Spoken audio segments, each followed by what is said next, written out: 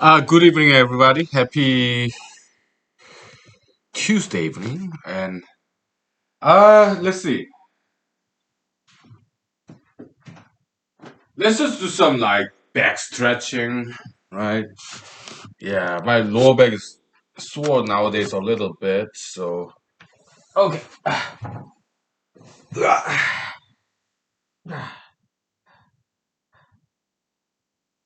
Oh, oh, oh,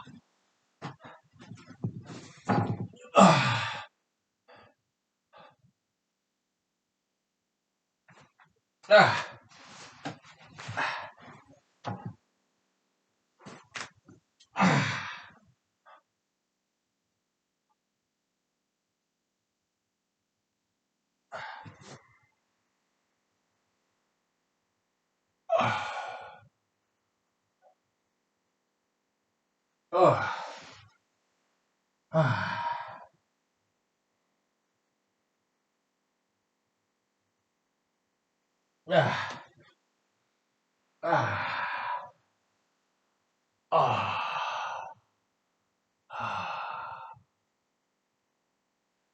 okay.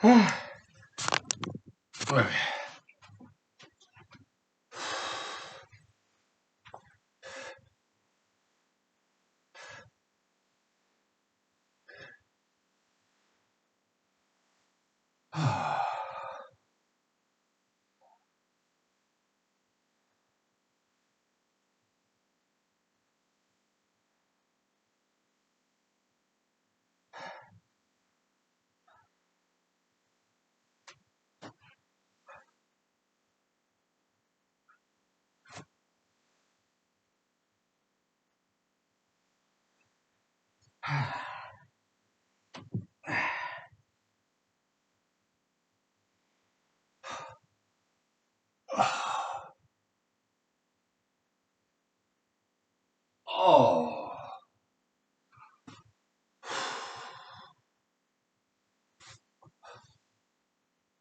okay, that should be good. Let's take 5 minutes, please. Whew. See?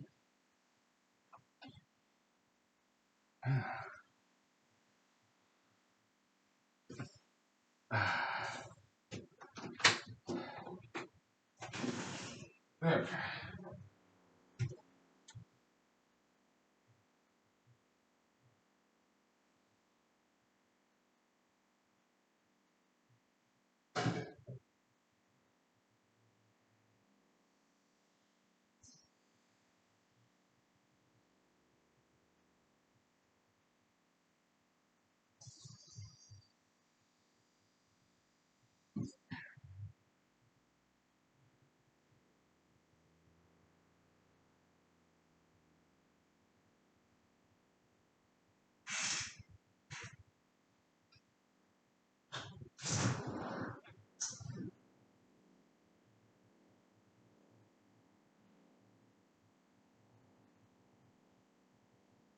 Mm.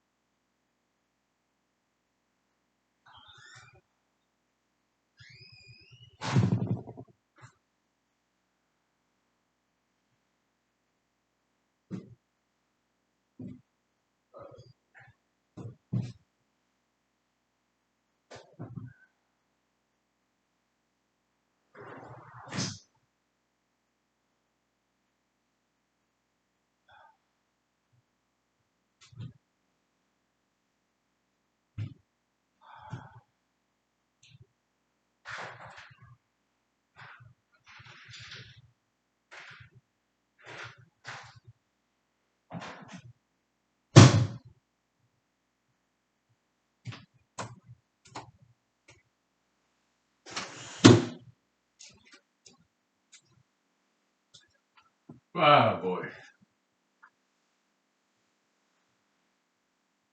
Good evening, everybody. Happy Tuesday.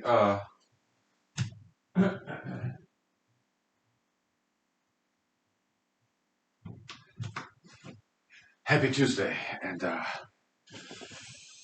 let me grab some drinks. So the sake drinks are gone now. Oh,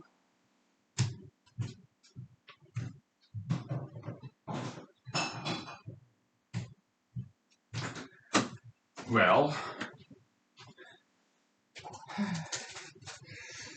I have just a little bit left of sake. I really enjoy this, but probably I buy this again. It was not very nice drink, sake. And anyway, yeah, happy Tuesday. And last night I sent out to all my friends Happy Father's Day message. Why? Why yesterday? Because I couldn't wait. I don't like waiting, and patience is not one of my virtues, and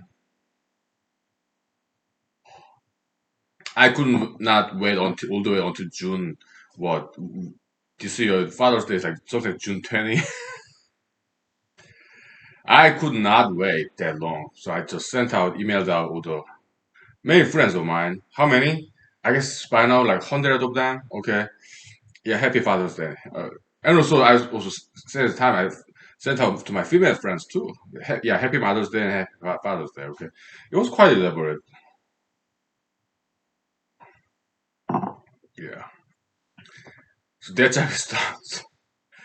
Come next month, Father's Day. Yeah, I don't have to do anything. Okay, because I took care of business. Okay, I sent out, emailed out all the Father's Day messages. Okay, so no problem.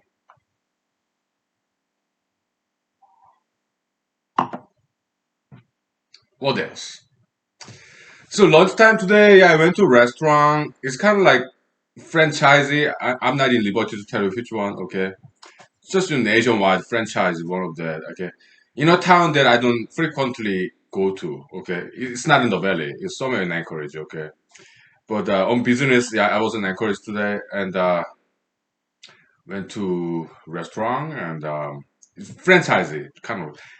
Okay, yeah, and so don't get me wrong. Okay, some best friends of mine are Hispanics. Some best friends are of mine are Polynesians, like Samoa, Guam, Polynesia, Micronesia, like Philippine. Okay, yeah, some my best friends are from there or Hispanics. Okay, yeah, they're cool. Okay, but in this particular restaurant, there were like about four employees, female.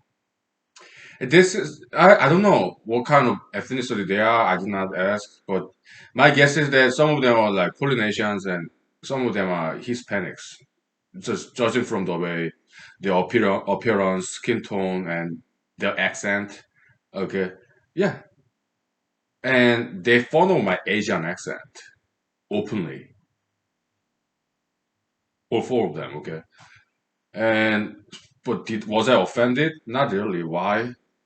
Yes, my Korean accent it does sound funny. Okay, so I was not offended. So I made that lunch to go. Okay, so they made fun of me saying to go. I guess it sounded funny. I don't know. No problem. Okay,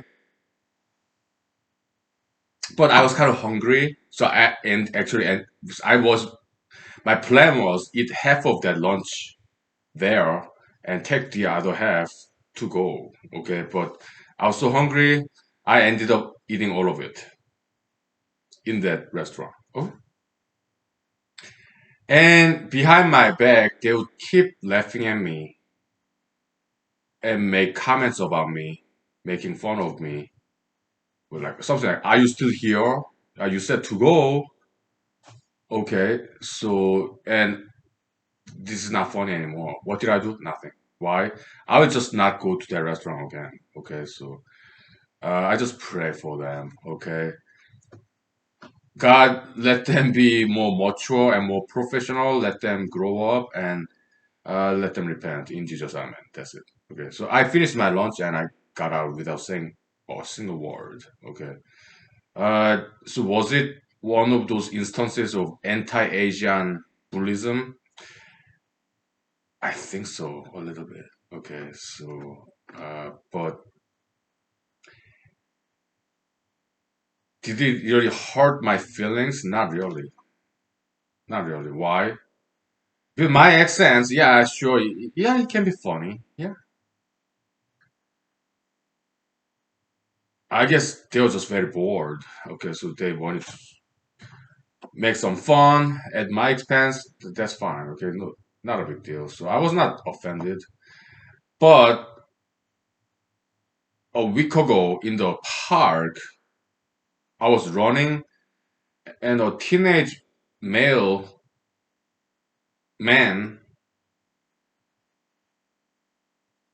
I think it was male. It could have been female actually. I don't know. Okay, it's kind of prepubescent, kind of high pitched voice. It could have been male. It could have been female. It could have been female actually. I don't know. Yeah, and that happened last year where there was no anti-Asianism, but it happened about a week ago, maybe a month ago this year, where there's anti-Asianism. That could have been out of anti-Asianism that happened this year. But last year, when it happened, like Run Forest Run, last year, that was not the period of anti-Asianism. So it was just purely picking on me as a minority runner because not many people run in that park. Okay, but this year, yeah, it could have been anti-Asianism because that's the mainstream dominant ideology of America today. But Run Forest Run, that was last year, and this year I was offended. Why? Basically, they're saying I'm an idiot because I'm running. Yeah, Forrest Gump, run, Forrest run. Okay, and that's wrong. I mean, running is a very smart thing to do. Okay, that's why I was offended because it's just wrong. So you're calling me an idiot, imbecile, retarded because I'm running. That's wrong. If I'm running, it's because I'm very smart. Because running is a very smart thing to do. That's why I was offended. But earlier today, when those female brown restaurant employees making fun of me, that's unprofessional. But because I'm their client, patron, client, customer, okay? As employees making fun of me, my accent, time and again. How many times did they mention like to go? Why are you still here? You said to go, like 10, 20 times throughout while I was eating. Okay, that was unprofessional. But was I offended? Not really, not as much.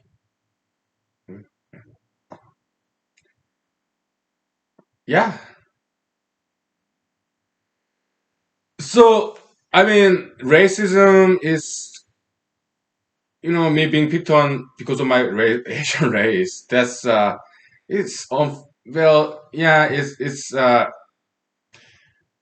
it's part of American experience. Unfortunately, okay. No matter what person's race is in America, they could be black, white, brown. We will get picked on based on our race. Okay. If you are Jews, Arabs, Hispanics, Samoans, Indians, natives, no matter what race that we may have in America, yeah, we get picked on. Okay, that's this kind of recent humanological concept. Yeah, differential piconism. Okay, I expressed this, introduced this concept when I was doing this Facebook Live Zoom meeting. Okay, last week, last Friday. Okay, yeah, yeah, it's good that this thing happened this lunchtime. Okay, because I forgot to mention that in this humanology series. Okay, yeah, it's good that it happened.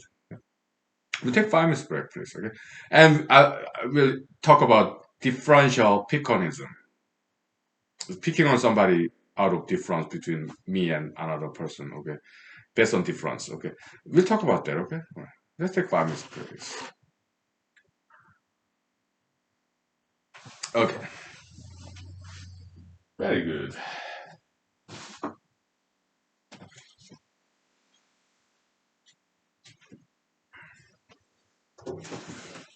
All right.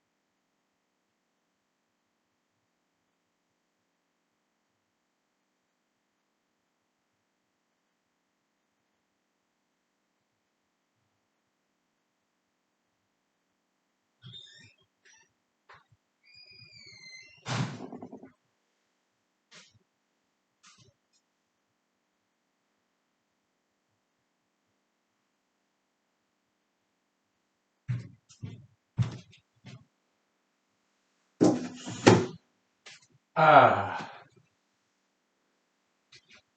so differential mechanism.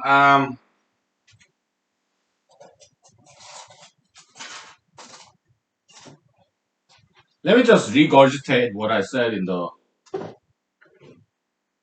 Friday Night Live with Honky Lee last Friday. Okay, so it's this. Okay, when I was in South Korea, middle school, high school, elementary school, we pick on each other, right? Yeah, yeah.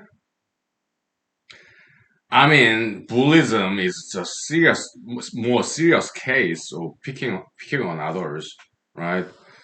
Uh, but picking on each other, that's just common school phenomena, and even between adults, between politicians.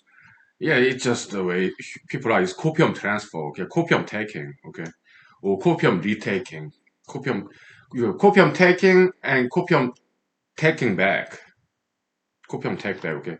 Copium taking, that's like taxation. Positive copium going up, okay, and copium take back, that's more like rebellion. Okay, the positive copium actually coming down. Okay, so that's copiumology, basic concept in there. Okay, and differential mechanism is like this. Okay, in South Korea, we are all Asians. We don't pick on each other based on race because there's only one race in South Korea. Asians, Koreans. We are all Koreans. We are all Asians.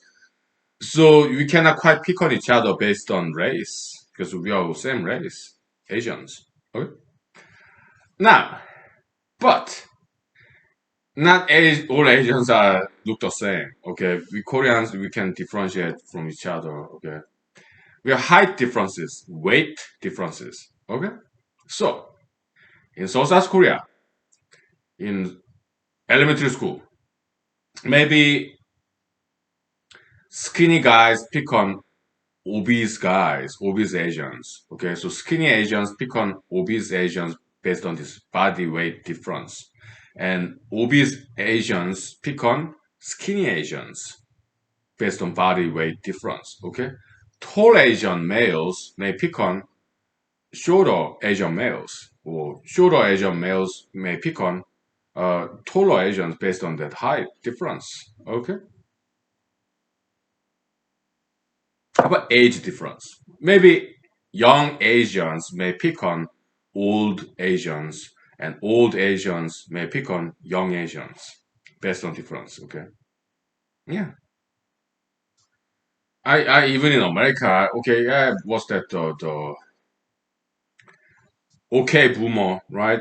Young people making fun of older Americans, okay, and older Americans making picking on young Americans, yeah, punk, PUNK, okay, yeah. So it's differential pick-onism, okay, so that's what that is. In America, we have diverse races, which is great, okay. So differential pick-onism applying to these racial differences, whites picking on blacks, blacks picking on whites, Hispanics picking on Asians, Asians picking on Hispanics. Yeah, racism is one example, instance, subset of superset differential piconism. Okay.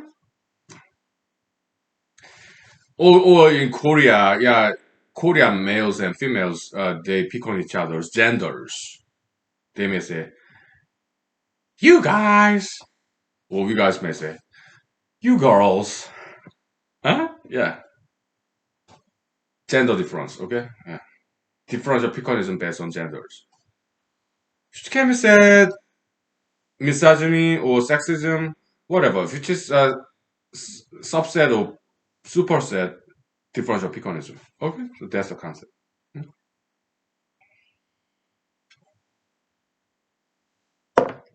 So earlier, this restaurant is not those people, the brown ladies. It's God controlling them. Okay, so that we talk about this because it's kind of important. And I forgot to talk about it. Okay, so and also it's kind of copium taking back too. Okay, uh, copium taking, that's like natural flow of copium direction. Okay, I was like wearing the suit, and obviously I'm very, very educated, making good money, right? So those restaurant employees, basically automatic, it is copium taking, copium from them to me going up.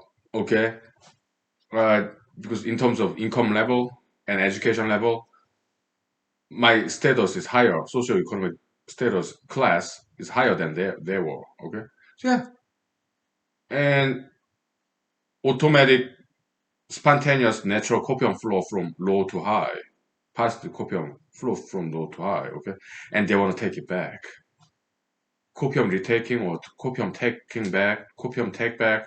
Yeah, they pick on me being an Asian with Asian accent. They had their own accents too. I noticed. Okay, Hispanic accent, some Polynesian accent, Pacific Islandic accent. Yeah, I know this. Why? Because some of my best friends are from Pacific Islands and Latin America, so I recognize those accents. And also, I recognize their skin tone, their facial features, their gestures. I kind of can tell, huh? Where they are from. I can tell because I have friends from all over. So I recognize those my very subtle nuances. I can tell. Okay, I know where they're from. Okay, yeah. Anyways, okay, what else? Ah,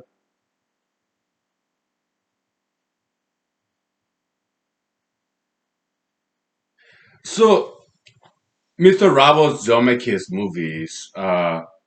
You have Back to the Future, which is fantastic, and you have Forrest Gump.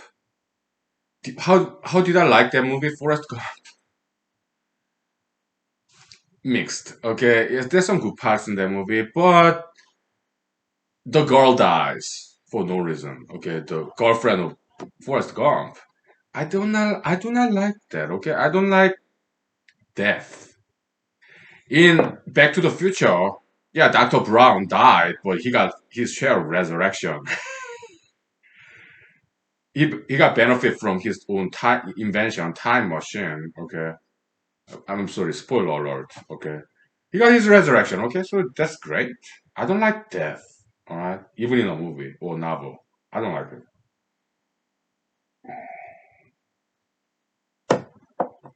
So, so, but in both movies, Back to the Future and Forrest Gump, there's this bullism, right? Yeah. So maybe Mr. Bob Jomakis was bullied as a child. But the thing is, bullyism is so common in like elementary school, middle school, high school.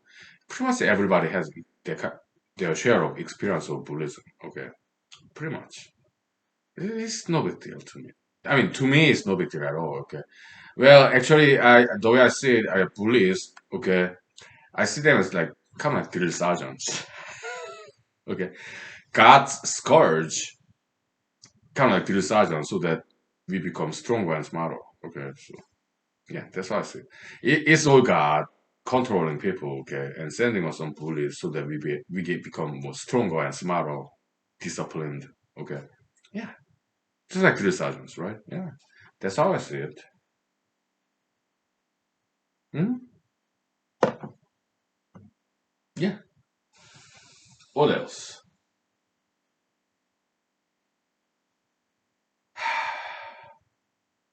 Let's say 5 minutes break, please. Okay, let's say five. Okay. All right.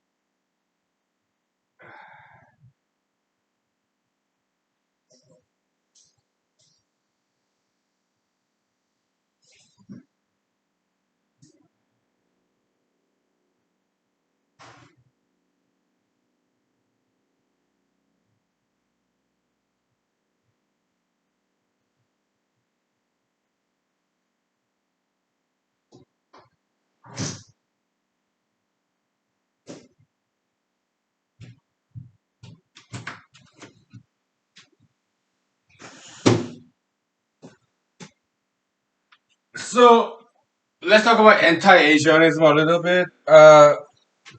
This has been brought to our attention inadvertently during the lunchtime that I had today. So, because I'm a scholar, I'm academic, we're private academic, secular scholar, because I don't belong to any research institution like universities or think tank. But just as a private scholar, okay, uh, when anti-Asianism happens, what do I do? Uh, I analyze it from academic point of view. Okay, yeah, humanology, copiomology, and I generalize it, sublimate it, and abstract it to come with a more general theory, like yeah, the differential piconism. Okay, yeah. So we are still making progress in humanology, but the bulk of the backbone job is done in humanology. Okay, so and it's already published online database. Okay, so we're just making adding some minor stuff. Alright, so the bulk of job is done. The theoretical framework, copiomology, humanology. Okay, yeah, it's all done. Mhm. So I appreciate anti-Asianism activists, like which is not exactly the same, but kind of similar to a pro-Asianism, like minus minus become plus, right? Yeah, I appreciate their efforts. But what I wrote to my friends in this Happy Mother's Day, Happy Father's Day is this, okay?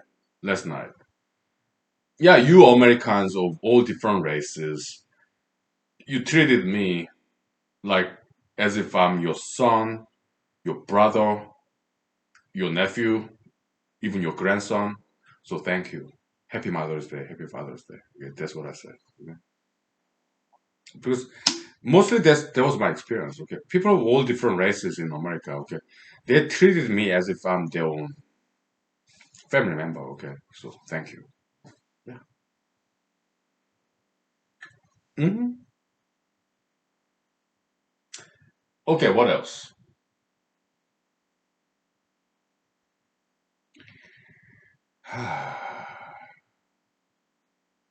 So we talked about elitism, elitology, and happiness, success, right?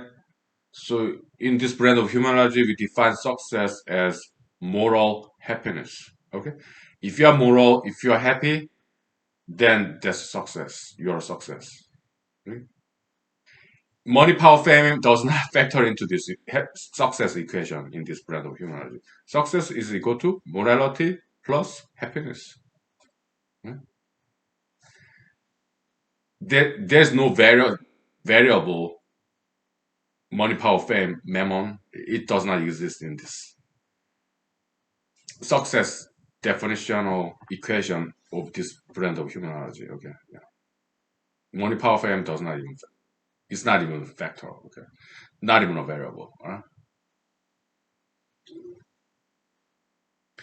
I mean, my own example. Okay, after all my resume, experiences, degrees, credentials, 6 years ago I was making $30,000 a year, $15 per hour.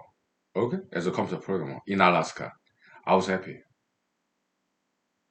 Why? Because I was where I wanted to be, the dream place, Alaska. Okay, I was single, didn't have a girlfriend, didn't have a date, and making $30,000 a year, $15 per hour. Okay, I was so happy because I was able to pay my rent. Now I mean, before I got that job, programmer job, after 3 months job search, I was living off of my savings. Okay,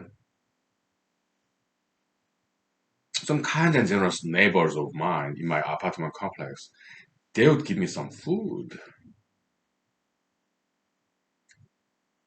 Okay. Some of them Hispanics. Okay. I told you some of my best friends are Hispanics. Okay. Yeah. Okay. Yeah. So,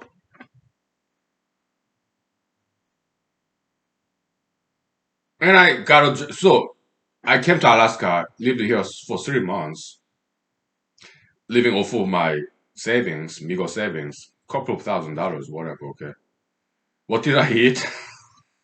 Ramen noodles, uh, chicken thighs from Walmart, frozen chicken thighs, chicken drumstick, maybe apples, ramen noodles. That was that. With canned beans for 3 months. Okay, then I got a job, computer programmer job in Alaska 6 years ago, 2015. Okay, May. Well, after 3 months, it's like it was late May, so June. Maybe I got the first computer programmer job, I mean, in Alaska in August. Huh? After 3 months, I was so happy. Yeah, $15 per hour. It was medium-sized company, okay, private business company, okay, and I was happy because now I can keep living in Alaska because I can pay my rent, buy my food. So I'm not a tourist in Alaska. Now I'm Alaskan resident, right? I have a job. Now I can pay my bills not from savings because by then savings gone. It ran out. I believe in God, okay?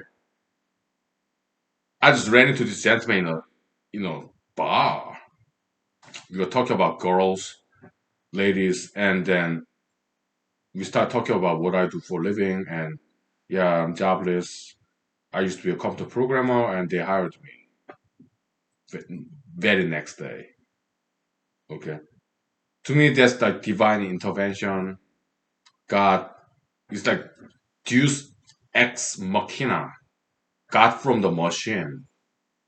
Okay, salvation. Yeah, sure, miracle. Okay, because none of the job application I applied in Indeed.com, Monster.com online, it did not work. Okay, so I was running out of money after 3 months job search. I just went to bar, okay, to see people to get out of my apartment. It's great apartment, great neighborhood, by the way, okay. But I was just hunkering down because to save money, okay. But when I almost ran out of money, you know what? I'm gonna have some fun, okay. Let's get out of apartment and go to a bar and have some beer, okay. So then met this kind and generous gentleman, okay, and then they hired me next day, okay. So I believe in God. For 3 months, the first 3 months in Alaska, when I was looking for a job, it was dark days, uncertain, unknown.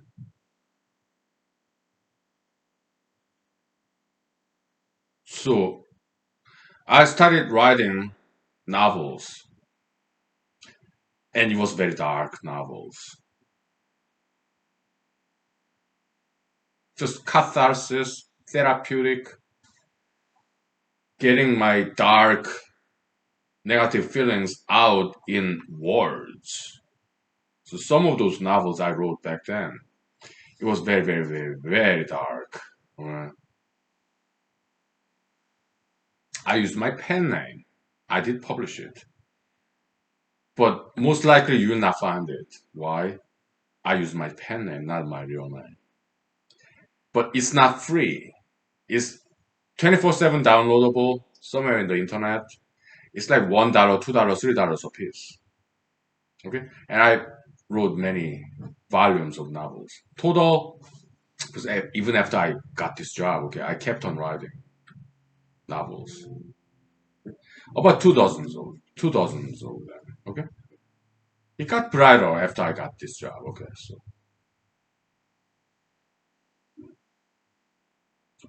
the title of this novel series, I will not tell you. My pen name, I will not tell you either. So most likely you will never find it, okay? But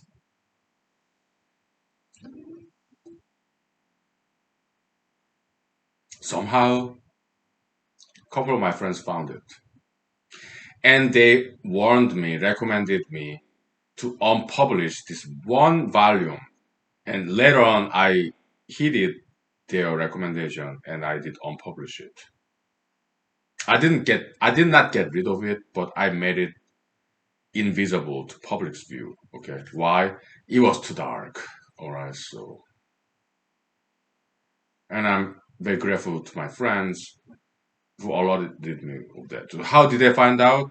Later I learned, yeah, by mistake, I used my real name for that particular volume. Okay. Oh, that's how they found this. Found out about this. Oh, okay, okay. To me, it's like my friends like God's divine messenger. Yeah, you have to unpublish this because it's way dark, way too negative. Okay, and I think they're like God's prophet, God's messenger to me. Okay, so you know what? People are in God's control. God controls people. That's how I see people. Okay, so to me, people are God's messengers to me. God never talks to me directly. I'm not that crazy. I'm not schizophrenic. Okay, I'm not saying Christians who believe that God talks to them. I'm not saying they're schizophrenic or crazy. Okay, but what I'm saying is, to me, people are God's messengers. God controls people, and when people talk to me, they are God's messengers. But I don't always do what people say to me. But sometimes I do listen and obey. You know? We'll take 5 minutes prayer, please. And we talk about these novels just a little bit, okay? So we'll take 5 minutes, please. Okay.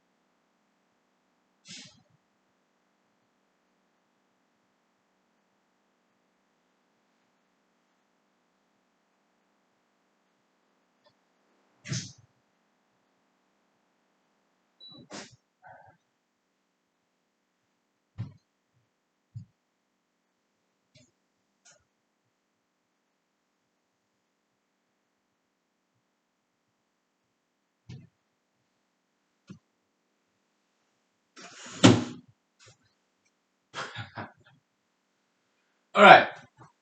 But let's build some foundation, some context. Okay, why are we talking about the novels that I wrote with my pen name?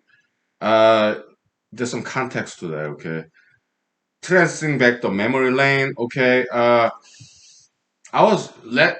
I think it was last night or something, maybe this morning too, in my spare time. Okay, before I went to work this morning or last night before I fell asleep. Okay, I looked up American female painter Georgia O'Keeffe and also Mexican female painter Frida Kahlo. Okay. I was impressed. Yeah, their paintings. Actually, I looked them up in the internet image search, and it was they're very creative, very surrealistic, beautiful. Okay, I get it. All right, ingenious. Yeah, great fine artists, great painters. Okay. So when I was reading the biography of both, and when I was reading biography of Frida Kahlo, she's like a half German. She has German father, and her mother, I think, is Mexican native. Okay, so Mexican citizen. She married Mr. Rivera, I think. Okay, uh, who's also an artist, very wealthy and highly successful. Okay, and Mexican artist. Okay, so and Miss Georgia O'Keeffe, she married an American photographer. Okay, yeah, and who really helped her fine art career. Okay, highly successful photographer. Okay, American photographer, and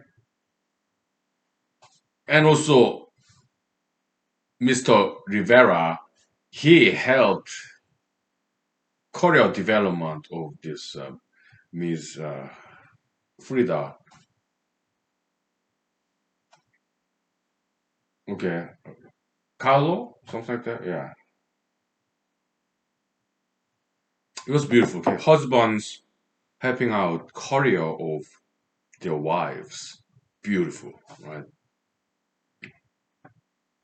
My own father also helped career development of my mother in South Korea. Okay, yeah, my mom, she majored in fine art. Okay, in college, South Korea, and she, my dad created this small business company manufacturing Korean style pottery, like making traditional Korean style pottery business, bowls, cups, teapots, highly Korean traditional, very artistic, like traditionally Korean this sculpture art pottery business. Okay, some of them very elaborate, kind of upscale. Okay, yeah. So and she did really well. Okay, so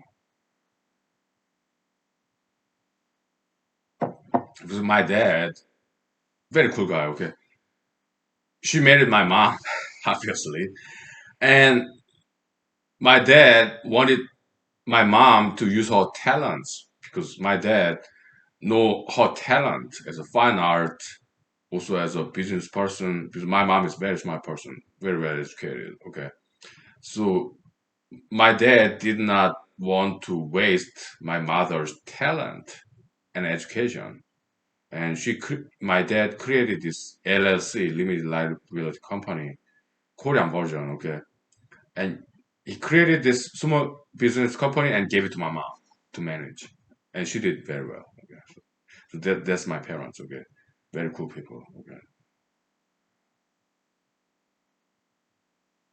huge fan, huge fan. Okay. Now, so when I was reading the biography of Miss Frida Kahlo, some I guess some biographers, historians, they compared Miss Frida Kahlo with an American female poet whose name is Sylvia Plath. Sylvia Plath. Yeah. She died young. She died by suicide. I'm very sorry. At the age of 30. Okay. But she was very smart lady and very beautiful lady too. And she went to Smith College, all female, very elitist college in liberal arts college in America, somewhere in America. I don't know where. And she went to Cambridge. Okay. Yeah,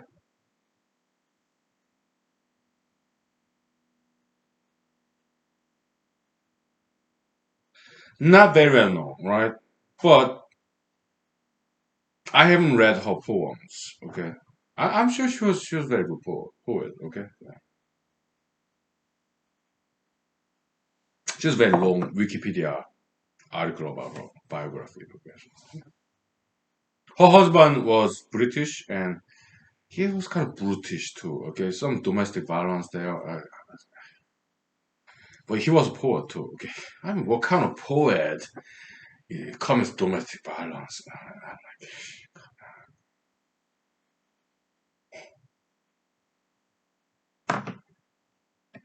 So they got divorced. Okay, because he was also philanderer a little bit. Okay, kind of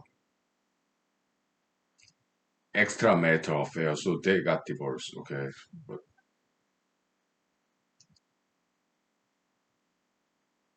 so Miss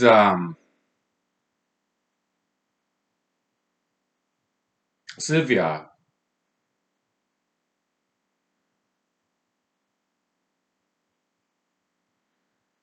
Plythe. I don't remember her last name. Okay, Sylvia Plythe, something like that. Okay, she's American. Okay, and they moved to. I mean, she moved to London with her two children and boy and a girl. Okay,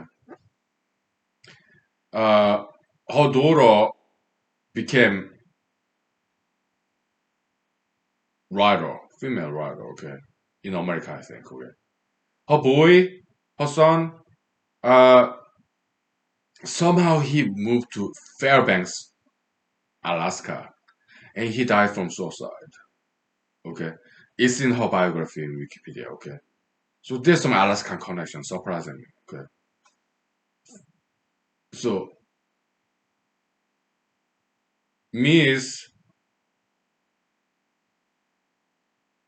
Sylvia Plath, her daughter became American writer, and her son somehow ended up in Fairbanks, Alaska, and died from suicide. Okay, that much I know about her. Okay, I'm very sorry. Okay, I don't like suicide. Okay,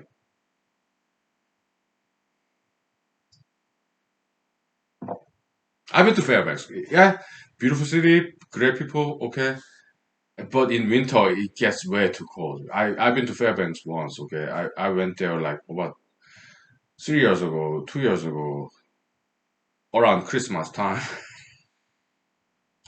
'Cause I've never been there before. Just went there, as an Alaskan experience. It was cold. Okay, it's like minus 20 degrees Fahrenheit. Okay, it was cold. Okay, and but a beautiful city, beautiful, wonderful people. Okay, good people.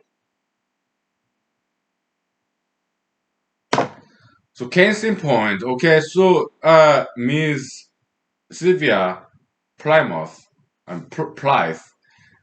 She went to Smith College, very elitist, all-female school, college, liberal arts college in America, and she went to Cambridge in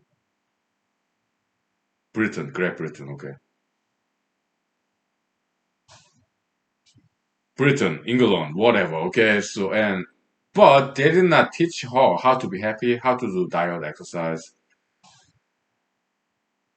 So I guess at some point in her 30th year, 30 years old, she was unhappy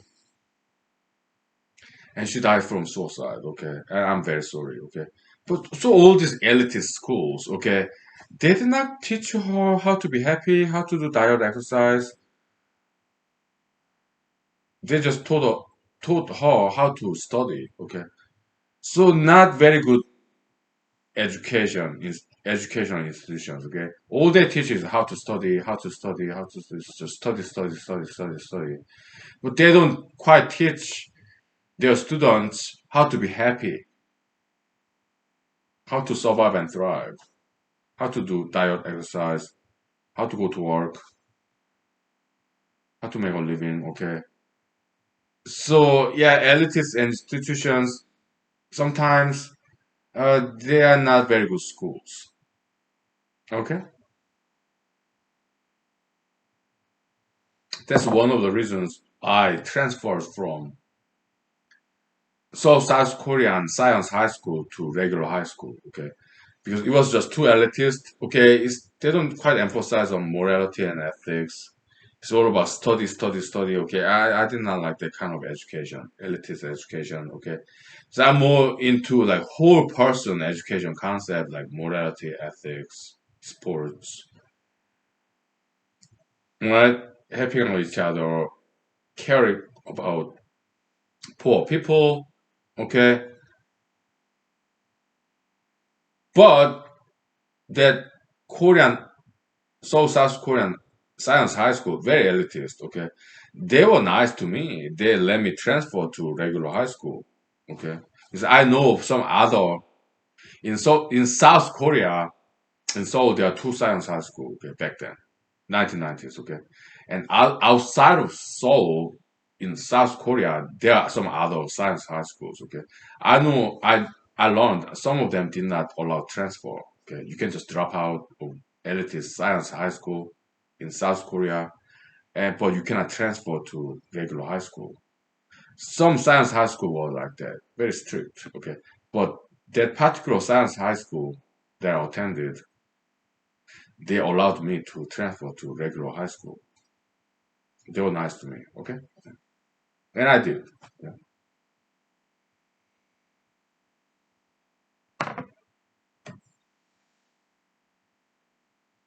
Okay.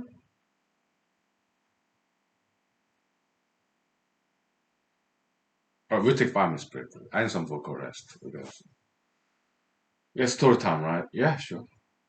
Yeah, we get to the novels that I wrote, about 2,000 novels. Okay, so it's already published. Okay, so, but you will not find, most likely you're not going to find it. Okay, I use my pen name.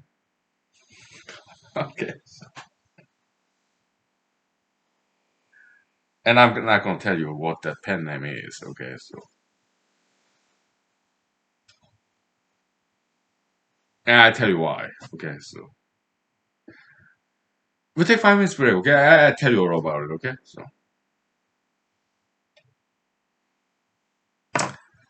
yeah, interesting, right? Intriguing. Yeah, the plot thickens, right? Welcome to humanology. Anything goes. Okay. All right.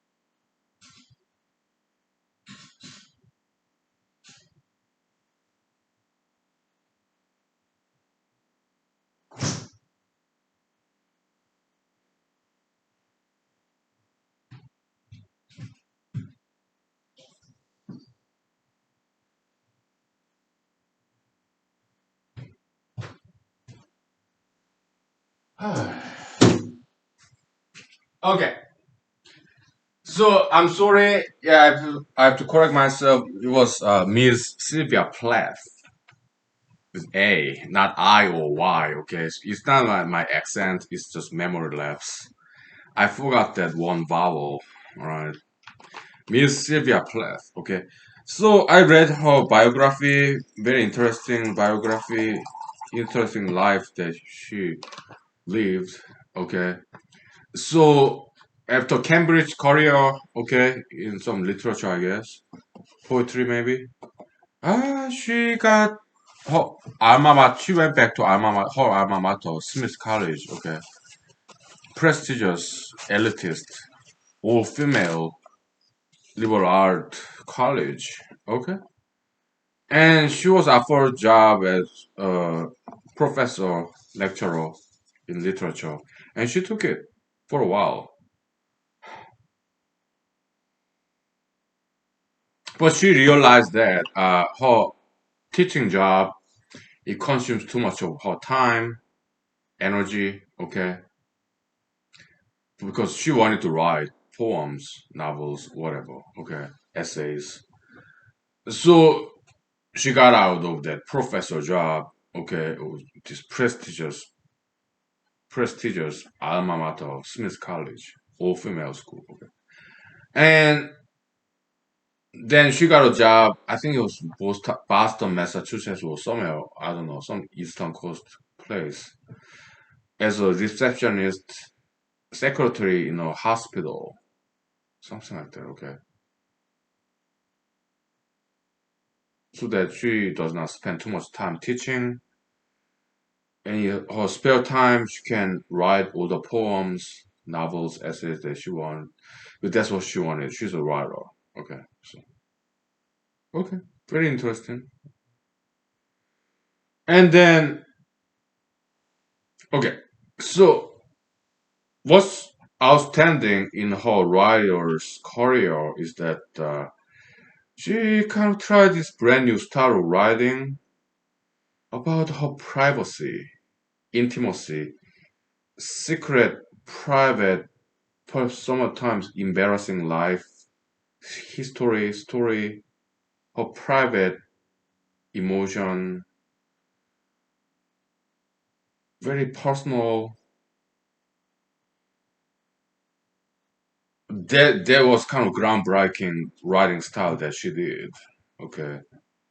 And then I remembered what I used to write about, what, 5, 6 years ago when I came to Alaska.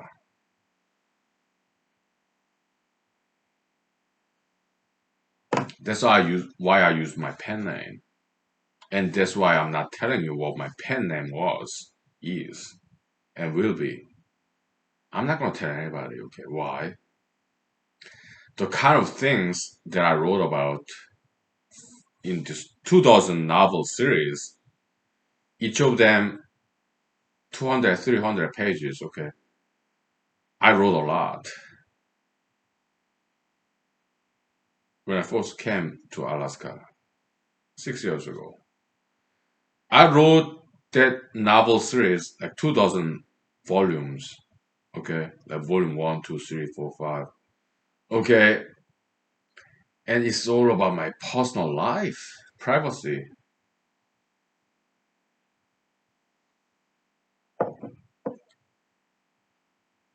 Being single guy, or at the same time after I got my job, okay, I used to date, okay, for a couple of years.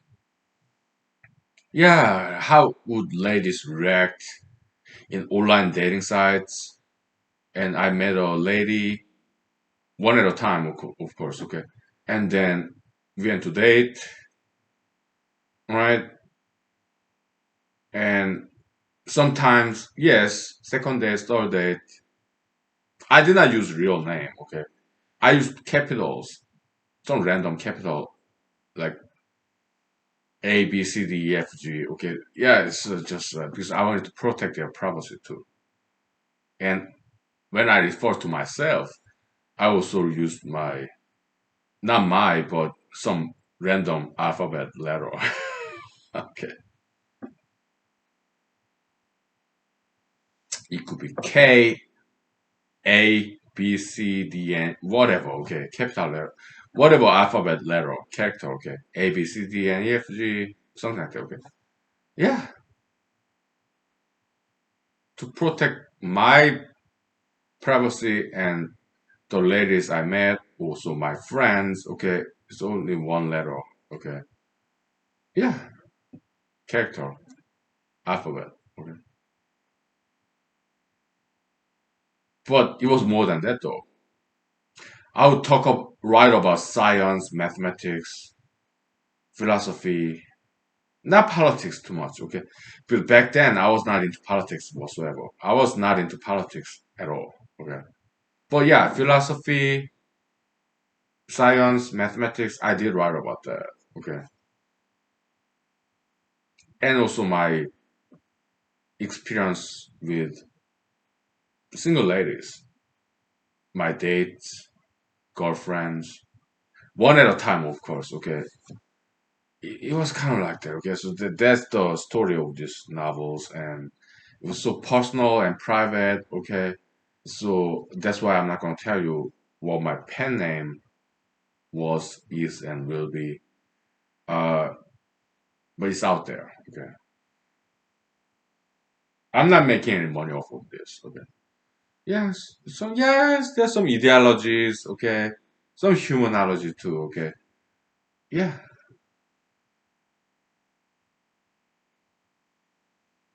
Kind of free writing, creative writing. Okay. That's what that was. Okay. There's some kind of similarity between Miss Sylvia Plath and me, like 100 years later, kinda. Maybe 50, 70 years later, okay. So I found discovered some similarity between her and me, okay. Writing about very personal matter, privacy, okay. But I was not the first to do that. She did that 70 years ago, before I did, okay. And a couple of days ago, yeah, I learned about that lady, yes, Miss Sylvia Plath, okay. She did the same thing like 70 years ago, something like that, okay. So, okay.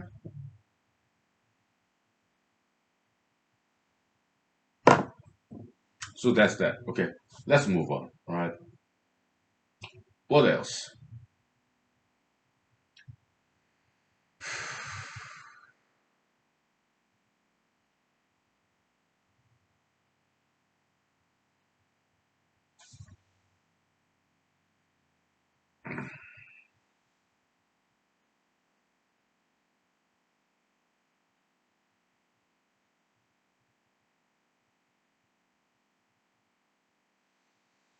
What time is it?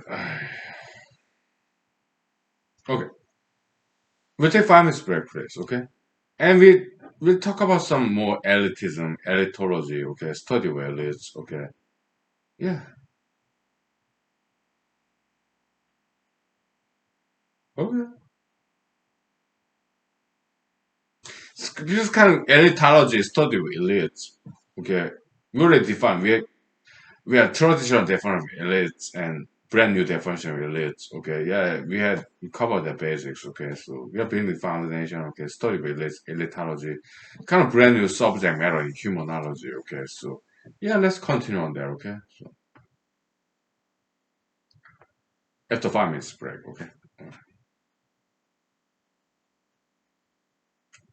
what do we talk about? Hints. We talked about this before. We have the Beatles, the Beach Boys, the Bee Gees, Brother Gibbs. Okay, or Beethoven, Mozart, Tchaikovsky. Okay, whatever. Okay. Bach, right? Celebrities, okay. Yeah, how about the rest of us? Yeah, fans, the voters, audience members, the unsung heroes and heroines. How about the rest of us? Yeah.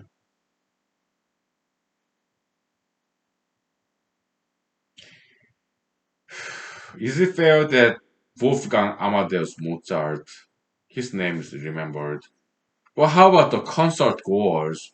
The kind of people who purchased tickets with their hard-earned money to go to that concert like 300, 400 years ago to attend this Wolfgang Amadeus Mozart opera, like Magic Flute, Figaro, or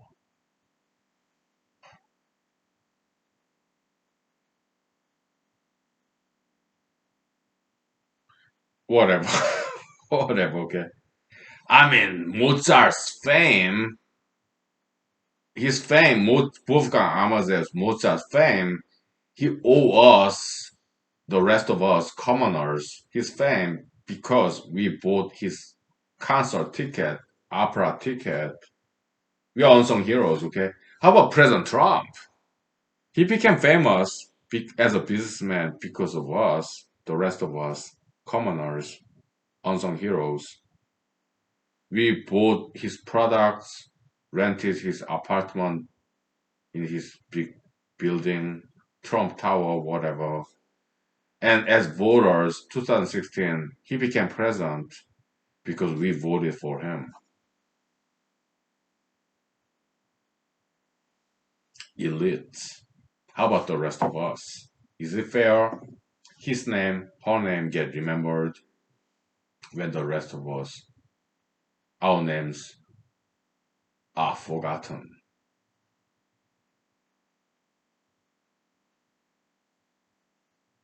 Did they ever thank us? Mentioned us?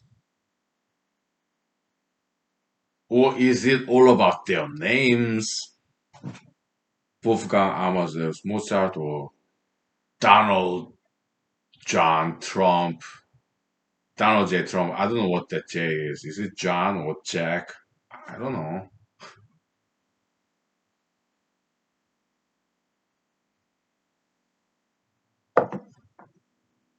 How about the rest of us?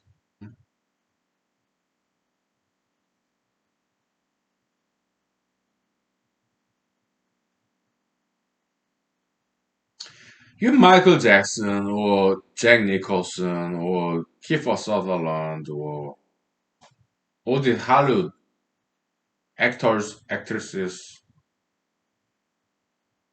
to be gender neutral. Yeah, you Julia Roberts. You have Billie Eilish or Lady Gaga. Okay. Billie Eilish, Lady Gaga, I'm not a huge fan. Okay. But you have Julia Roberts. You have what the Greta Garbo back in the days, and you have like Marilyn Monroe or who else? You have uh, female actresses, Hollywood. Judy Garland, or you have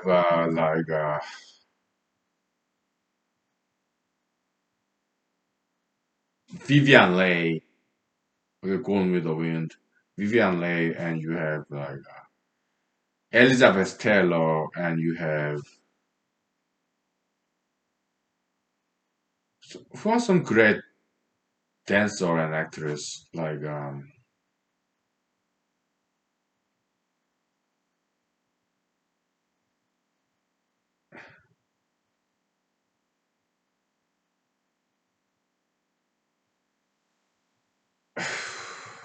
yeah, Rita Hayworth.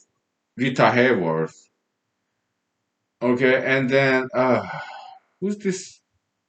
Who's this great tap dancer, male dancer, American Caucasian guy? What's his name?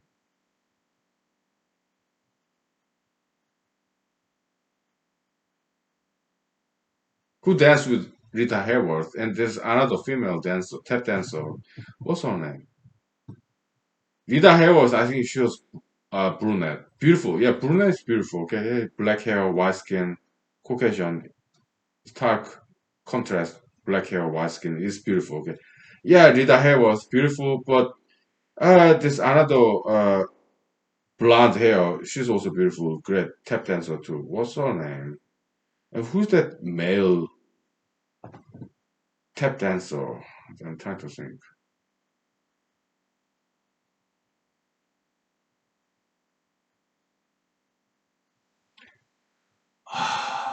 What's his name? Caucasian guy. Okay, brunette.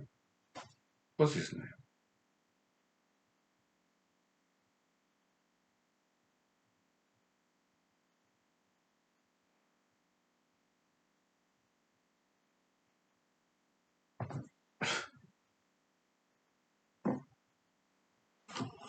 I don't remember. I had a long day today at work. Okay.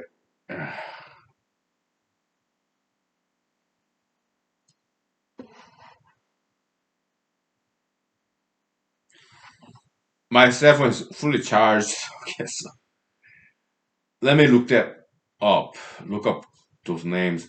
American tap dancers. Okay. Yeah, it show up. Google, Bing, Yahoo. Okay. It show up. Okay. You take 5 minutes break, please. Okay. I look up their names. Okay. Why are you talking about tap dancing? I don't know. Whatever. Take 5 minutes break. Give me a break, please. Yeah, I'm drunk. I'm sorry. I'm at home. Okay, so no problem.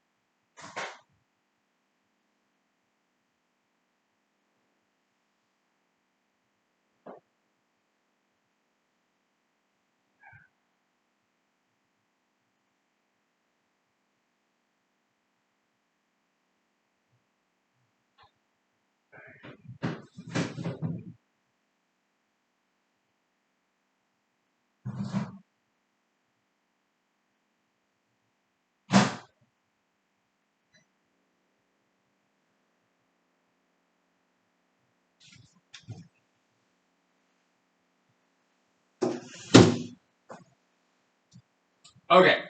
So the tuna, I'm cooking my dinner in microwave. I'm sorry about the background noise. Right? Yeah, it's Fred Astaire and Ginger Rogers. Ginger Roger or Ginger Rogers. I don't know. Okay. Yeah, Fred Astaire and Ginger Roger. Whatever. Ginger Roger. Is it Ginger Roger or Ginger Rogers? Is it the planning S? I don't know.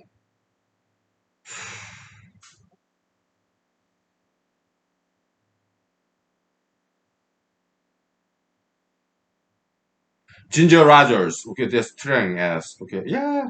Great tap dance. Okay. Do I know how to tap dance? Not really. But I did watch their movies, some in Google, YouTube, just movie clips. I did have to imitate. Okay. Yeah.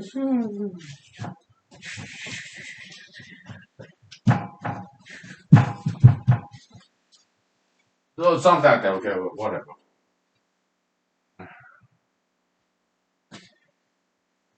Yeah. Yeah, great tap dancers. Why are we talking about tap dance? No idea. Okay. Okay, back to Miss Sylvia Plath. Okay.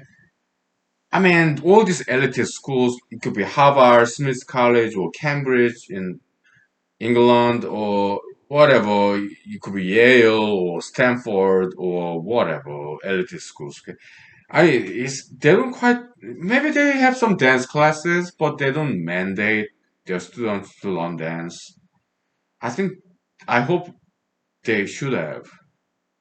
Okay, because look, they just teach people study, study, study. Okay, so unnecessary. It's just waste. How about this whole person concept? Okay, you study somewhat.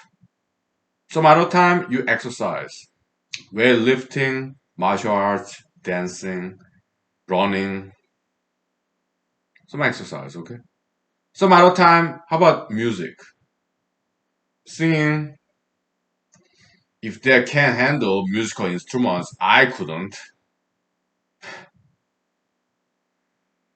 But at least I can sing well. I don't sing very well, but I can sing somewhat, right?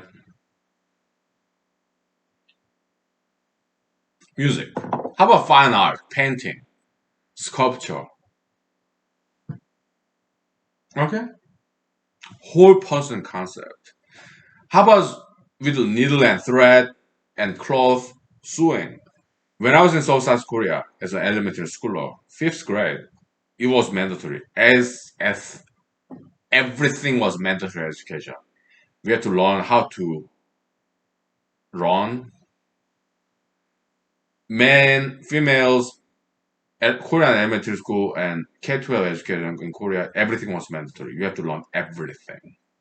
You have to learn English, you have to learn mathematics, physics, biology, and you have to learn practical stuff like needle and thread, pins and cloth. You have to learn how to sew, SCW. I don't know how to pronounce that word. SCW. I can spell it for you. Okay. How to sew, okay.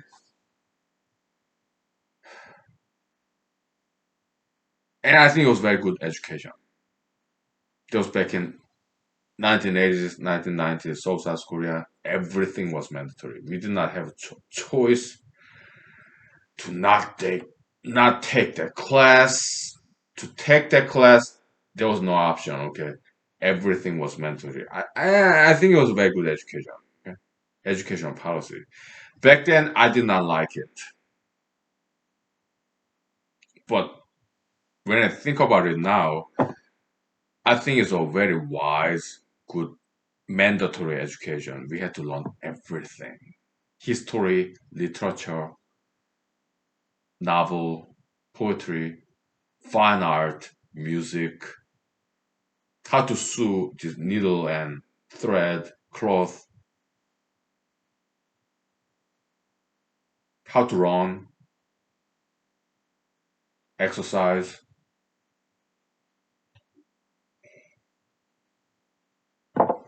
Back then, Seoul, South Korea, 1980s and 1990s. There was also this mandatory education about ethics and morality. In Korean word pronunciation, 도덕. What does that mean? It means virtuous way, the way of the virtue. 도덕. Okay. 도 means Tao, way, road. Okay? Street. 덕 means virtue, the way of the virtue, virtuous way. This Korean ethics and morality mandatory education class when I was a teenager there. Okay.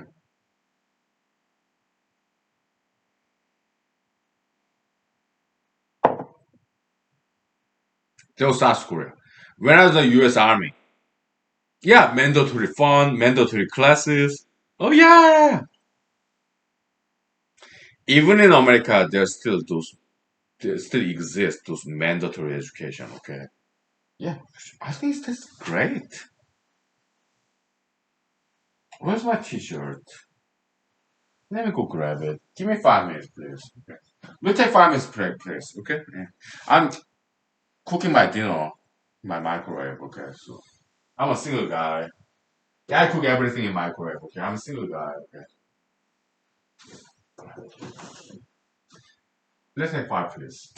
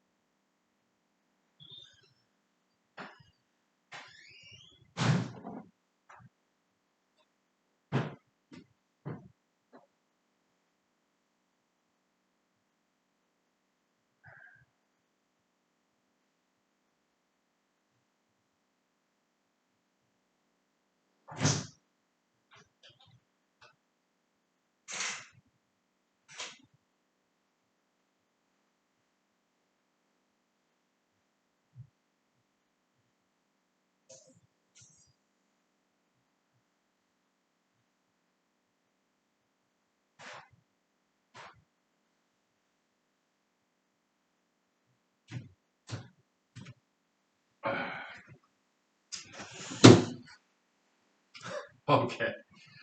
So I'm still wondering do we get into this discussion of tap dancing? American tap dancing, you have Gene Kelly, right? Fred Astaire, this male duo, this kind of tap dancing battle. Yeah, I watched that footage, okay? Yeah, Gene Kelly, very muscular man. Yeah, Fred Astaire, kind of scrawny, skinny man, okay, whatever. Older than Gene Kelly, okay? Yeah, they're both great tap dancers, American tap dancers back in 1960s, 70s, somewhere like that, okay? So I really like this Mr. Gene Kelly dancing with Mickey Mouse. Kind of Looney Tune, cartoon, right? Not quite Disney yet, but yeah, Mickey Mouse. Not Mickey Mouse, it was Jerry. Okay, Jerry Mouse. Okay, Tom and Jerry, right? Looney Tune, I don't know what brand that was. Maybe MGM. Okay, I don't know. Okay. Yeah, Tom and Jerry, okay, Jerry the Mouse, cartoon character dancing with Gene Kelly. It was fantastic. Okay. I did watch that clip in YouTube many times. Okay, it was beautiful done. Okay, yeah. Gene Kelly. Okay, fantastic tap dancer. Okay. And Fred Astaire. Yeah, he's great. Okay, yeah, he danced with Rita Hayworth, and Ginger Rogers, and also the great brunette lady. What's her name? Frank Frank Astaire. Okay, she danced with another very beautiful Caucasian actress lady. What's her name? Funny face. What's her name?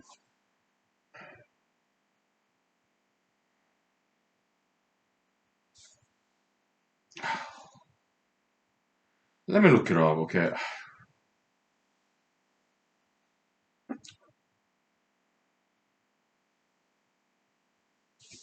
but before I look it up, let me try to test my memory skill. Okay, Mr. Fred Astaire, 1960s, 50s, 70s, 40s, whatever, okay? He danced with Lida Hayworth, brunette lady, and blonde lady, Ginger Rogers, okay? And he also danced with one other, another Caucasian brunette lady. What's her name? Funny face, okay? And yeah, something like a stranger in Paris, something like that, okay? What's her name?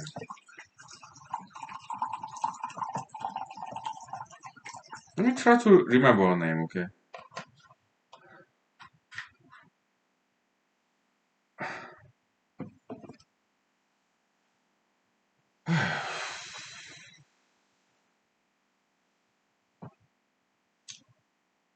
It's not Greta Garbo or what's her name?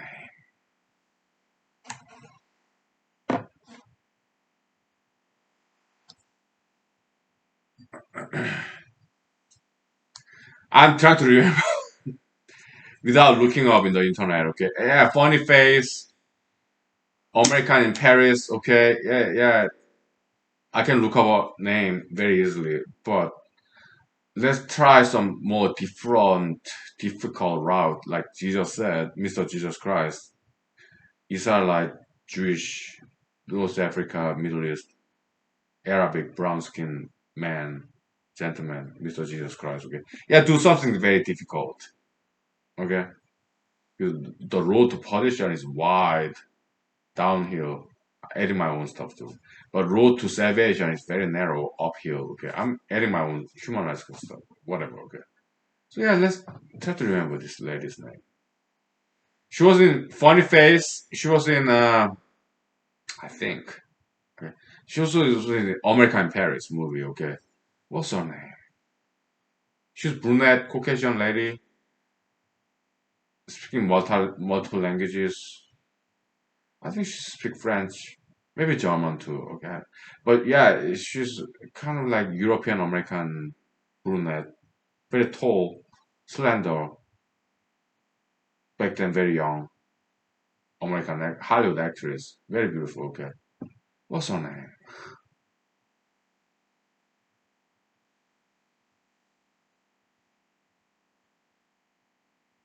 What does her first name start with? A B C D E F G.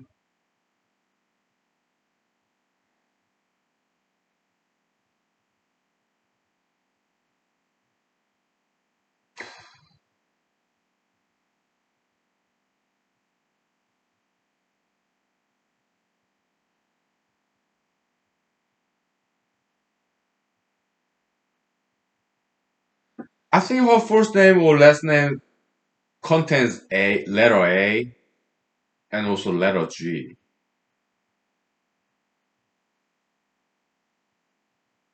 I don't know, but I'm trying to remember what her name is. Yeah, the actress in Funny Face, American in Paris, and some others. Okay, back in 1970s, 60s. Okay.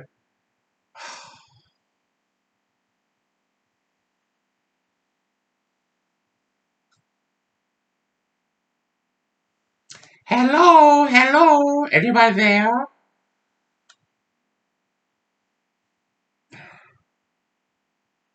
Okay.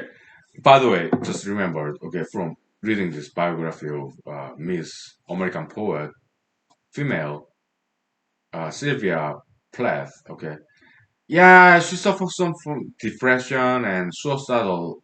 So psychiatrists, psychologists, they tried everything. Okay, drugs, some electroshock therapy in the brain, but they couldn't help her. Okay, our humanity solution: exercise and diet. Learn some dancing, martial arts. Okay, some substance. Okay, no drugs, electrocution, this brain electricity. No, not necessary. Just learn exercise, diet, dancing, martial arts. Okay, and get a job Monday to Friday, 8 to 5, okay? That's healthy way. In your spare time, you can write your poems, novels, essays, all you want, okay? But get a job, 9 to 5, okay? And do diet exercise, okay? So that's all. therapy. Okay. But psychiatrists, psychologists, or doctors, they don't know that. Okay. We don't fault them for it. We don't blame them for it. Just they don't know. They're not humanologists. Humanology is brand new. Okay. In time, I think it will spread. Okay. This humanological wisdom. Okay. Yeah, let it spread. Okay. In time. Okay. In due time. I don't know when. I think it will happen. I don't know for sure. Okay. Well, I think it will. So what's her name? Oh boy. Hollywood actress back in 70s.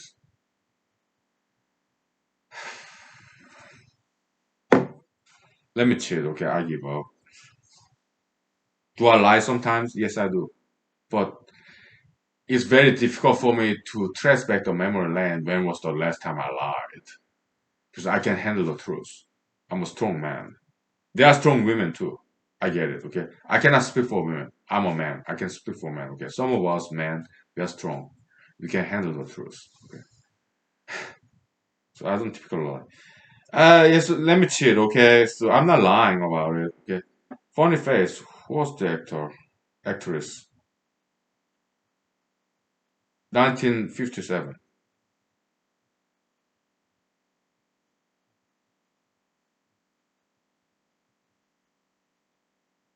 Yeah, George Gershwin music. Okay. Who's the actress? Audrey Hepburn. Okay. Yeah. Audrey Hepburn. Yeah. Audrey Hepburn. Okay. Yeah, she did dance with Fred Astaire. Okay. It was Audrey Hepburn. Okay. Not to be confused with Catherine Hepburn. Okay. Yeah, because I thought they were related. They said, yeah, no, they're not related. Okay. It's Audrey Hepburn. Very beautiful lady. Great actress, dancer. And she did dance with the the Fred Astaire, and she really enjoyed that experience. Okay, yeah, in her interview. Okay, yeah, I did read about it. Okay, Mr. Fred Astaire, legendary figure, American tap dancing. Okay, he danced with Rita Hayworth, Audrey Hepburn, and Ginger Rogers. Okay, yeah, and Miss Audrey Hepburn. Okay, she commented that yeah, and confessed to some journalists, news reporters. Okay. Yeah, yeah, it was great. Yeah, it was great honor to finally dance with Mr. Fred Astaire, okay? Yeah. Not Frank, but yeah, I'm sorry. Fred Astaire. Yeah, it was great honor to dance with him, okay? Yeah, I really enjoyed that dancing, okay? Great! Yeah,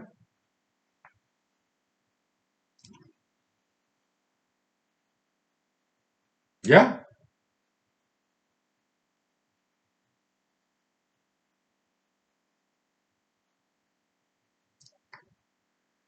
yeah.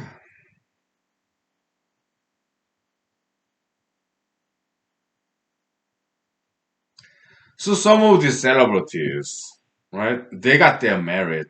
Some of them, okay? Not all of them, though. All right? I mean, Mr. Fred Astaire, I have to look up his biography, okay? But let's look him up right now. Okay. Was he born with a silver spoon in his mouth? Did he get some benefit of his parents, grandparents, like Mr. Donald J. Trump did, Mr. JFK did, right? Or was he a self-made man? Was he born rich or born poor? Let's look him up.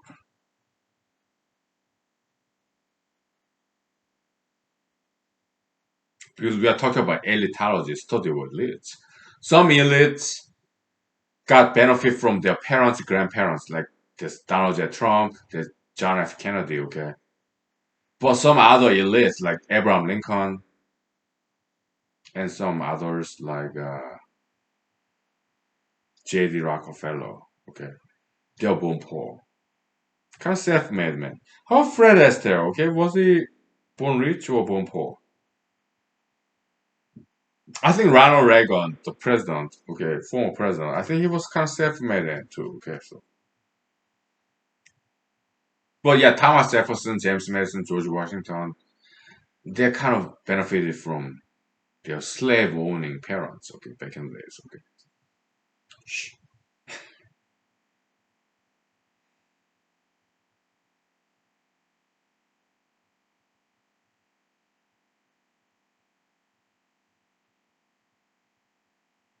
Oh, Mr. Fred Astaire. Was he born rich or born poor?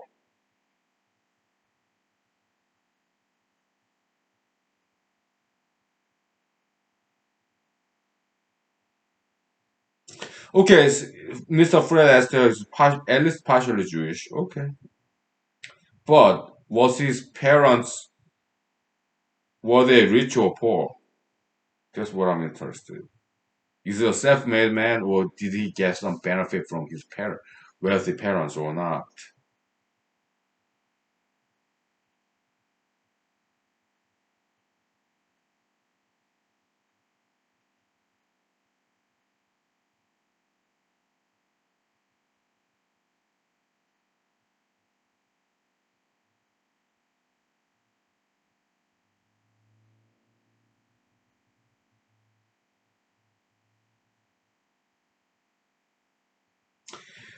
It seems that he's self-made man. Okay, looks like his parents partially Jewish. Okay, Mr. Fred Astaire. Yeah, they're struggling to survive, trying to get jobs. Okay, it seems yeah, Mr. Fred Astaire's parents, mother and father. Okay, I think they were struggling. They were not wealthy. Okay, so Mr. Fred Astaire got this metaphysical Bene gene, good gene of discipline, diligence, morality, ethics. But he did not inherit material wealth from his parents. That's what I'm getting. Okay, just by reading off of Wikipedia biography of Mr. Fred Astaire. Right? So yeah, he's not exactly self-made man. He got inherited metaphysical Bene gene, good gene, moral ethics, diligence. Okay, but he did not inherit money, power, fame from his parents. That's I think that's his story. Okay, okay. So all so-called self-made men, J.D. Rockefeller or Abraham Lincoln, okay, they not exactly self-made men, kind of half and half. They inherited from their parents discipline, education, morality, ethics, hard work. Okay. Don't lie, don't cheat, just be diligent, be ethical, morality, be truthful, righteous. Okay, that's like J.D. Rockefeller, maybe somewhat. Okay, and Abraham Lincoln, Fred Astaire, they did not inherit material wealth, so they kind of self-made men. Okay, because they did not have any money inherited from their parents or grandparents. Okay, but they inherit metaphysical wealth, metaphysical inheritance of morality, ethics, diligence, discipline, okay? To do the right thing, righteousness, right? And then there's another side of elites, kind of bad kind of elites. Like we're talking about Trump, JFK.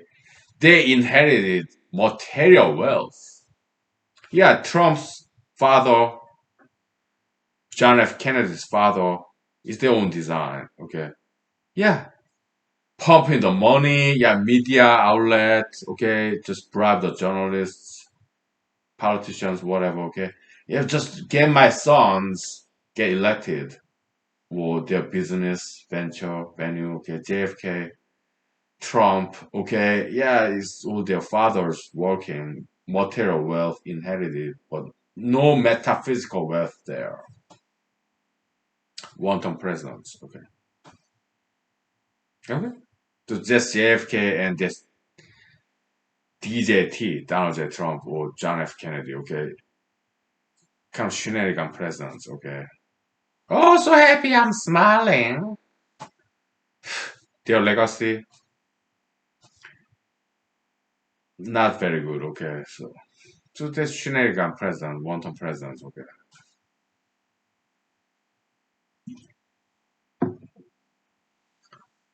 So JFK's vice president, Lyndon B. Johnson. I don't know what his middle name stands for, but LBJ, Lyndon B. Johnson. Okay.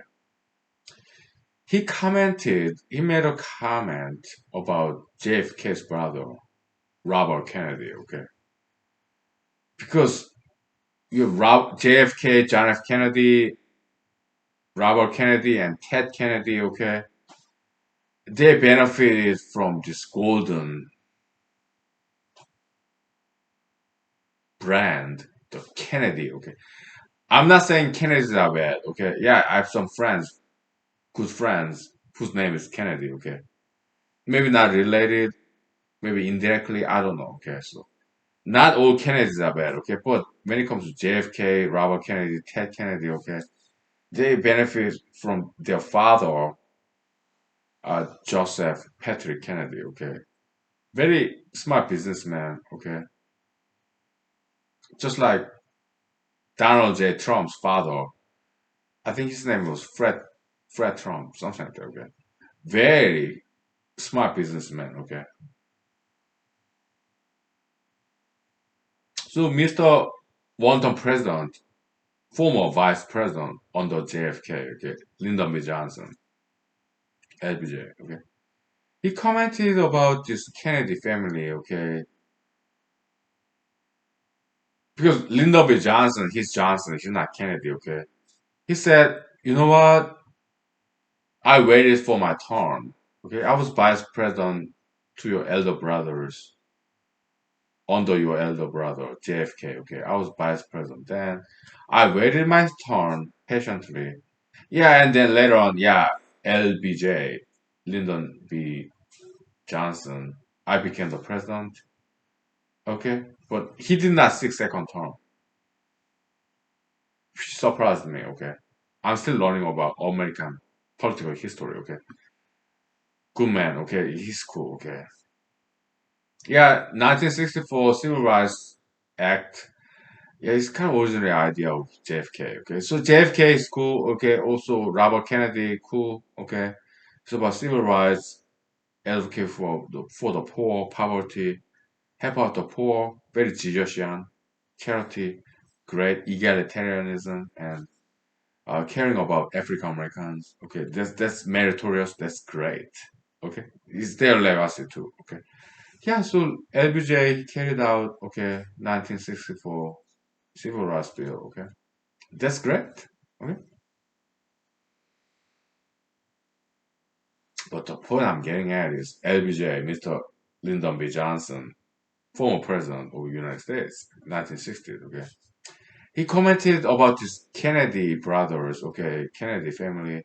Yeah, I waited for my turn, okay, but you young Kennedys, Robert Kennedy, Ted Kennedy, okay.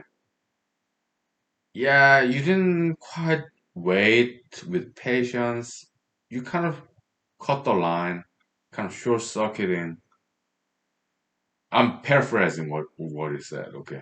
Yeah, you're kind of cutting the line, okay, just because you're Kennedy, okay? So, but I waited for my turn patiently because I'm not Kennedy. I'm Johnson, Lyndon B. Johnson, okay? But you guys cut the line, okay? Guys, just because you're Kennedy, okay? So he commented on that. I think that was very smart. Okay.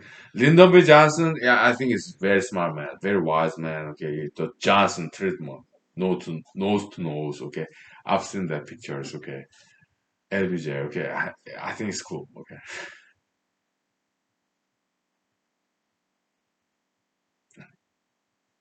that's all I have to say for tonight. Okay, tomorrow I have to get back to work. Tomorrow's what, Wednesday, right?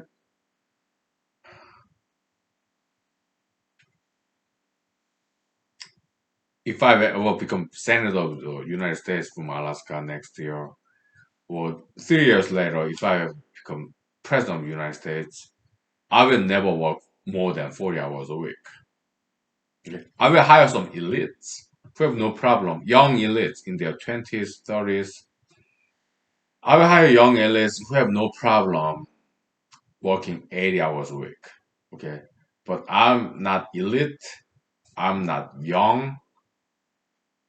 I'm struggling to cover my boarding spot, the biggest cover of the century, whatever, okay.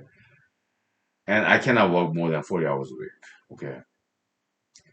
But I hire some young elites who have no problem working 80 hours a week, like I once was. Okay. They work 80 hours a week, okay. But if I'm president of the United States or United States Senator from Alaska, I will only work 80 hours a week. Not 8, no, 40 hours a week, just like everybody else. Okay.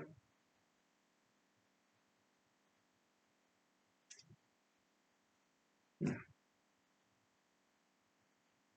This quality of work, not quantity. Okay. Quantitative stuff, we leave it to elites, young, in their late 20s, early 30s, 80 hours a week. We hire them and we give it to them. Quantitative work, okay. I delegate those tests to them, okay. They're good, okay. I used to work 80 hours a week when I was younger. When Madison, Wisconsin, when I was a computer science major. Steep uphill, okay. Yeah, I did work like 80 hours a week. Studied computer programming, okay. I used to do that, okay, when I was younger.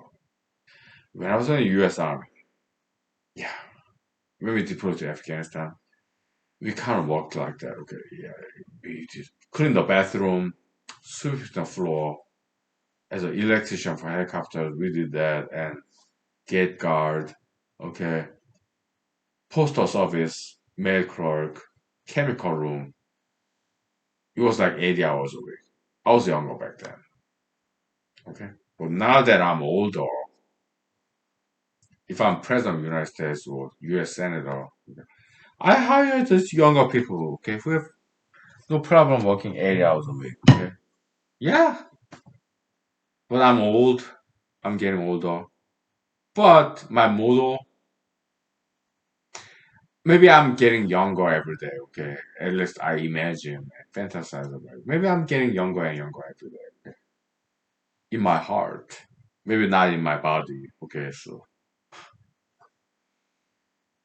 yeah, I think it's a good, healthy attitude, okay? Every day you get younger and younger.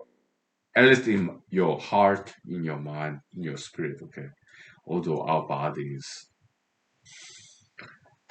getting older and older, okay?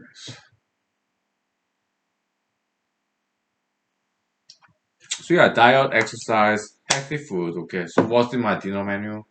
It's like green bell pepper stuffed with ground beef. Okay.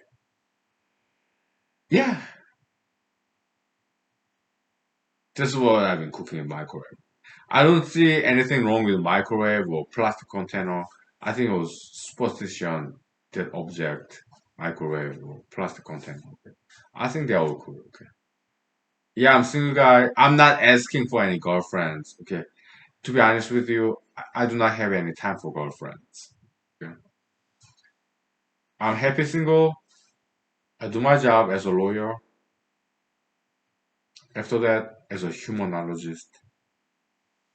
As United States Senate candidate from Alaska, for the Alaska, by Alaska, over Alaska. Okay.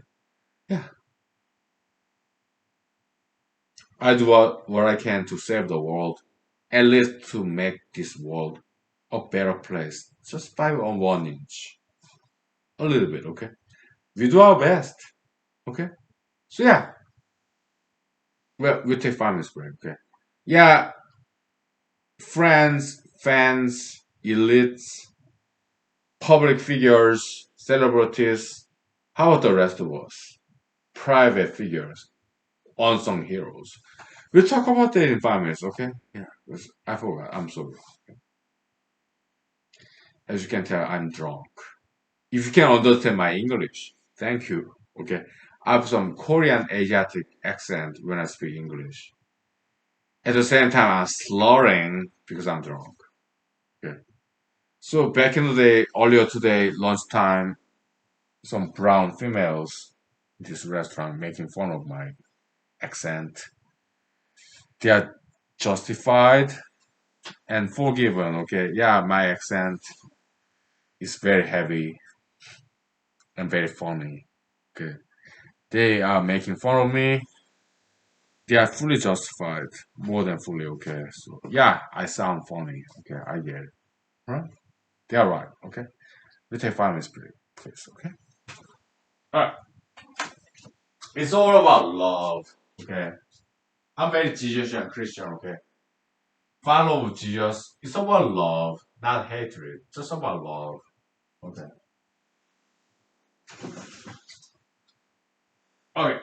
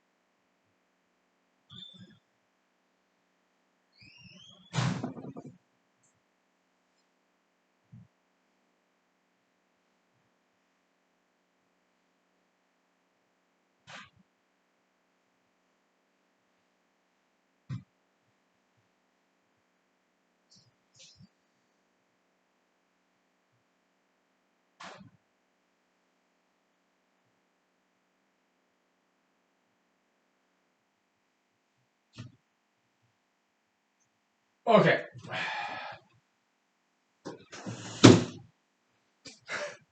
I always make sure my zipper is closed. Okay. I don't want to make any mistake. Okay, so yeah, we do some small acting, short story, novel, short film as a director. Yeah, I'm trained as an actor, director, writer. Okay, improvisation. It comes in handy as a lawyer too. Okay, or as a politician. Okay, orator. Yeah, acting, directing, writing. Good education when I was in Madison, Wisconsin, and also Hollywood, Los Angeles, California. Okay, yeah, I don't have any formal stuff, but I have substantive experience, education. Okay, yeah. I also learn from streets too. Okay, yeah. I've been out there in the streets, State Street, Madison, Wisconsin back then. Okay, yeah. I learned from all those wonderful experiences. I've been out in the streets voluntarily, so okay. Some people still do that. Okay, yeah, to experience some street life, street language, street smarts as opposed to book smarts. Okay, yeah. Some people still do that, okay? I appreciate their efforts to learn something brand new outside of school. I learned inside of school and outside of school, out on the streets, okay? I did experience because I wanted to learn the language, knowledge of both in school and on the streets. Okay? I'm 42 years old. Okay, yeah, I have some substantive experience that may not look that good in resume. Okay, but have some substantive experience and knowledge. In school, on the street, I have both. Kind of yin and yang balance. Okay, as a humanologist. Okay, my prime goal is to learn good stuff, truth, knowledge. Okay, yeah, that's my priority. Okay, now we'll wrap this up very soon. Okay, we have only 30 minutes left for this episode. Okay. If I ever become president of the United States, here's what I'm gonna do. Okay. Yeah. Jesus and servant leadership. Okay. Jesus said he's Middle Eastern, brown skinned, brunette, brown eyed, plain vanilla, old school Jewish, 2000 years ago. North African. Okay. Mr. Jesus Christ. Okay. He said servant leadership, this kind of economist concept inspired by Mr. Jesus Christ. He's Jewish, okay? Yeah, servant leadership, okay. You want to be the first, you have to be the last. Kind of yin and yang, plus and minus balancing in Eastern Asiatic concept. Okay, all right. So if I become president of the United States, okay, there will be no ceremonial stuff, no ceremony, Memorial Day, Labor's Day, Veterans Day. I'm not gonna participate any of those with the ceremonial stuff. That's a waste of my time and energy. Okay? When it comes to federal holiday or state holiday, I just want to relax like everybody else. Okay. Christmas Day, New Year's Day, Thanksgiving Day, there will be no this turkey pardon or none of that ceremonial stuff. Okay. When I'm the president of the United States, theory is reform now. I'm just fantasizing. Okay. If it happens, there will no more ceremonial stuff when I'm the president. Okay. Because I just want to relax. Do Americans or people in the world want to see me on Christmas Day, New Year's Day, Thanksgiving Day, Memorial Day, Labor Day? I don't think so. I think Americans would rather spend their time catching up with the rest of their relatives and friends and families. Okay. When it comes to me, I just relax by myself in the White House, drinking vodka and whiskey and doing this humor series. Not much will change. if I'm the president. Okay. I only do one term, 4 years. Okay.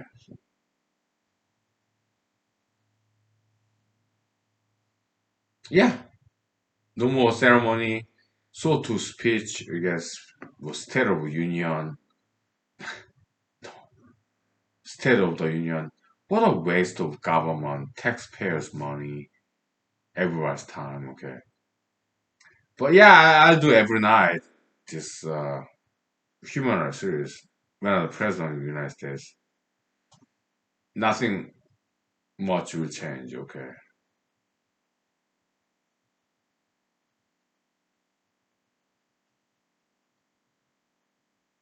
Because I learned how to work smarter than harder when I was in the U.S. Army. Okay, so yeah. Okay. It's plain vanilla simple. Okay, make money. How to make money? International trade. Okay, America has a lot of resources. You have in Alaska we have pebble and oil and gas, pebble mine, gold, copper, molybdenum, molybdenum. Okay, just make money. Okay, we have technology, biotechnology, biological engineering. Okay, biochemistry. Yeah, farm elephants, sell the ivory, farm them, okay? Preserve and protect those endangered species, farm leopards, sell their furs, farm tigers, lions, sell their fur, okay? Farm bears, sell their fur, meat, whatever, okay? So no problem.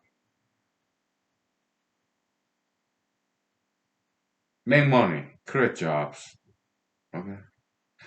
Protect endangered species by farming, okay, and release them to the back to the nature, no problem, okay, and learn from other cultures, okay, exotic edible plants, okay. In Korea, South Korea, okay, they have what's called toran. To means earth, ran means egg, earth egg. In English word, I used to know, I forgot, okay. Great texture, okay, very slippery, okay, so this it's not eggplant, but it's like a bulb, this root. Okay, very slippery. Okay, great taste. Toran, Korean pronunciation. In English, I used to know. Okay, that plant, 100% plant. I forgot. Okay, in Africa, amazing plants. Okay, I used to know some of the names. Traditional African plant. Okay, great. Okay, pungent, acidic, piquant. Okay, great plants. Okay, oh, I forgot the names. Okay.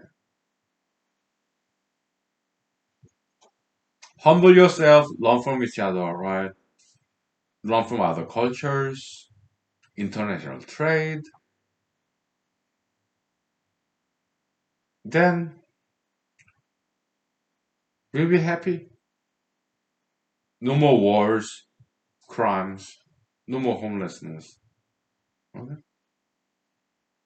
Yeah, that's all I have to say. Okay. So happy Mother's Day, happy Father's Day. Thank you for loving me. I love you right back. Okay. That phrase I love from some of my past girlfriends. Okay. God bless them too. Okay. Yeah. God bless them first. Okay. So I learned a lot from dating, interacting with females.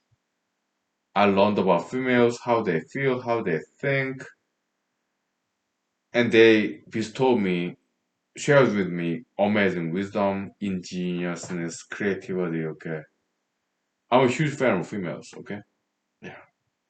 So happy Mother's Day and happy Father's Day too next month. Okay, 'cause my brothers, fathers, grandfathers, uncles, friends, bosses, they told me good stuff. Okay. For female part, yeah, my aunt's mother, I only have one mother, okay. I have two grandmothers, okay, just like anybody else. I have four great grandmothers, okay. And my female bosses, female professors, teachers, female friends, my ex-girlfriends, okay, ex-dates, they told me good stuff, okay? So yeah, males, females, great, all different races, genders, okay? So thank you. God bless you for generations to come. Okay. Thank you. Bye. Good night.